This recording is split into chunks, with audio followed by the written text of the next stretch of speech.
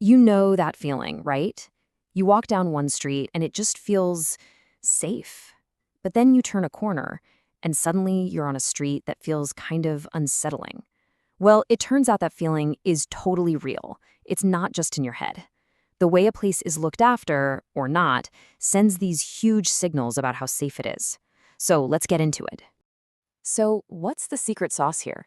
What's making that difference? Well, it all comes down to these little clues in the world around us. I'm talking about everything from a piece of trash on the sidewalk to how the hedges are trimmed. It's all about one simple question: who's in charge here? Okay, to really get this, we've got to look at the flip side first. Let's explore what happens when a place is just let go, when it's left to fall apart. This is where the whole story of safety can totally unravel. All right, take a good look at this. I mean, what are you seeing? This is so much more than just a messy street, right? This place is practically screaming, "Nobody cares about me." And that lack of care, it gives you that uneasy feeling because it tells you loud and clear that no one's in control. And it's all these little things adding up. You've got the graffiti, the trash everywhere, the broken windows, and those plants that are just totally taking over.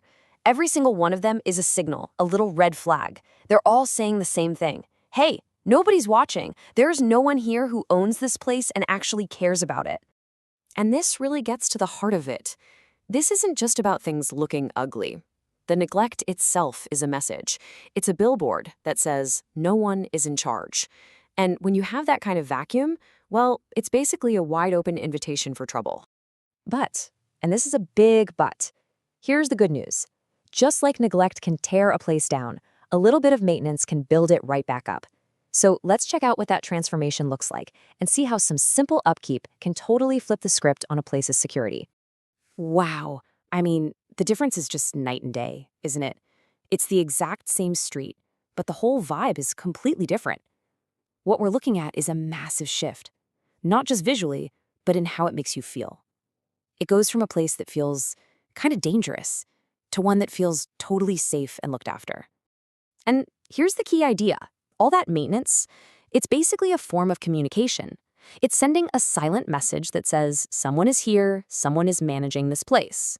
This whole concept is actually a huge part of a field known as crime prevention through environmental design, or CPTED for short. And you can see how it all starts to stack up, right? When a place is clean, when it's well kept, when things are fixed, it's not just that it looks nicer. It literally is safer.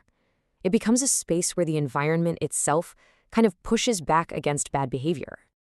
Okay, so let's zoom in on one piece of this puzzle that has a surprisingly huge impact. I'm talking about landscaping. Yeah, how plants are managed can totally change what you can and can't see. So look at the image on the left. Those overgrown bushes and trees, they're basically perfect hiding spots. They block your view, kill the visibility, and that just cranks up the risk factor. Now look at the right.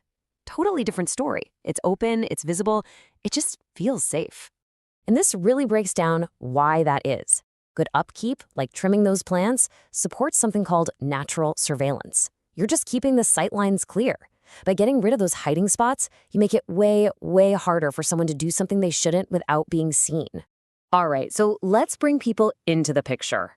Because a well-maintained space isn't just about the place itself. It actually becomes like a magnet for people, for all the good kinds of activity.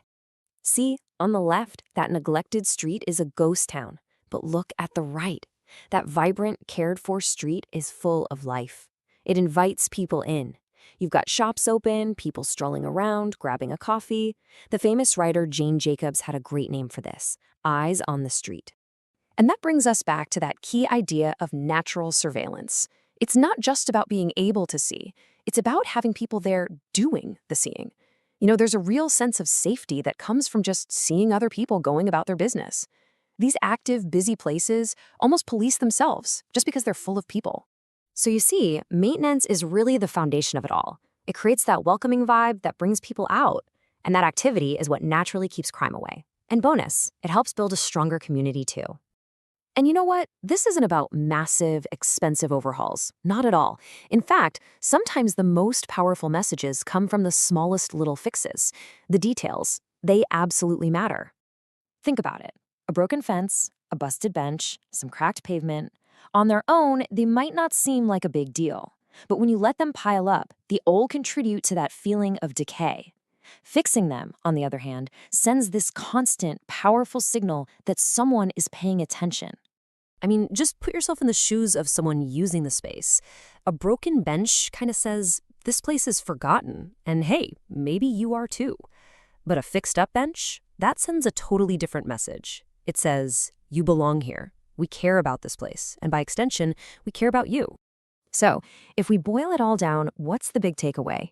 It's that consistent upkeep is a genuine security tool. It's proactive. It shouts, this place has an owner, and that very fact boosts safety and pushes crime away.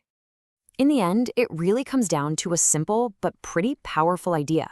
The care we show our surroundings today is the safety we get to live in tomorrow. It's a direct link. So I want to leave you with a question to chew on. Next time you're out and about, just look around your own neighborhood.